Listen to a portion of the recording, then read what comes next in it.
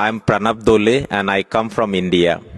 I am an indigenous person and I have been part of many struggles of communities to protect their land from different projects where the communities thought that it's not right for them to have the project in their own lands, from solar project to conservation projects. And the struggle continues. And it's also comforting because there are so many other indigenous people in this hall itself who share the same story as I do and who give me their strength to come and stand in front of you here.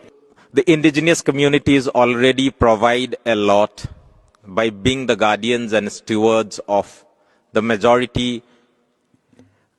In scientific terms or industrial terms, they would call it as sinks, carbon sinks, or different kind of terminologies, as gift to humanity by protecting these resources, this region, this clean air, water, everything. And we also cherish that. Not only cherish those spaces, but the communities, because of whose commitment, because of whose integrity, because of whose vision of being alive, being human, all these spaces survive crisis. And that's why we are gathering in big numbers in multiple forums across the world with a frenzy to find a solution at the earliest, at the quickest.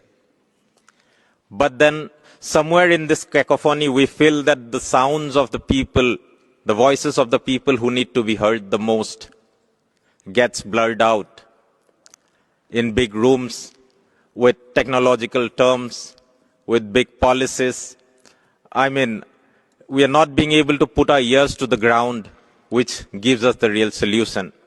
It reminds me of what one of our ancestors or our ancestors believed in, that we have not inherited the earth from our ancestors, but we have borrowed it from our children. So we should be accountable to the coming generation, to the children, from the deep forest in Amazonia, where they are growing up, where they are born, where they are waiting to be born, to all the children who are losing their lives in Gaza or many other parts because of human created, because of powerful people's lust and greed for ambitions and power, which is demonic in nature. We societies who have been providing all these services without asking for much to whole of humanity also deserve the right to dignity, the respectful place in this whole idea of transitioning, of becoming a better world where everyone can live peacefully. And tell you chapters of my own experience of doing what I do at the risk of being falsely accused, being targeted, being attacked, me, my community, and so many other human rights defenders and communities across the world. We are vulnerable, very vulnerable, not because we don't know how to deal with the world, with the forces of nature, but because of the incapacity to understand, because of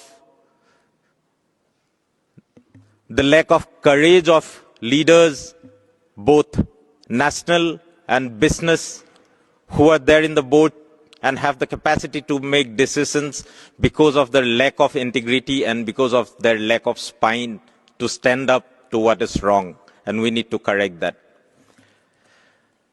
So I would make an earnest appeal and request to everyone present here that indigenous people are not demanding anything from your homes, but just wanting to protect their homes in order to protect this earth and everyone. We are saying that we are right holders. We have a right to exist. Our right to self-determination, our right to say no, a right to have a culturally appropriate system that doesn't repeat itself in the colonial extractive process, where we are deciding like how we want to talk together as equals, not as someone who can be outside the room. So that is not the solution. So at the end, I appeal to all of you that let's make the voice louder and clearer, that we are all in this crisis together and we have to all work together to get out of it. But for that, respecting Earth's right, respecting the rights of the indigenous communities is primary and it's central. Our right to free, prior, informed consent, our right to be partners in this whole process by working out strategies together, our right to not be attacked, not be annihilated, not be disposes into homeless entities. We want to preserve that.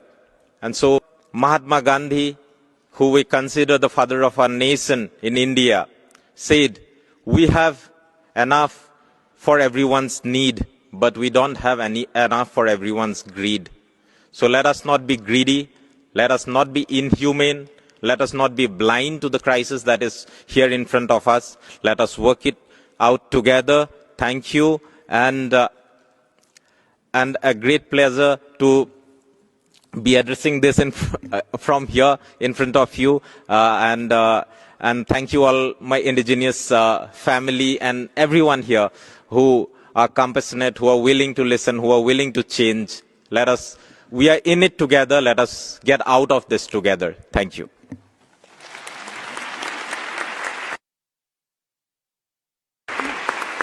Thank you, Pranab.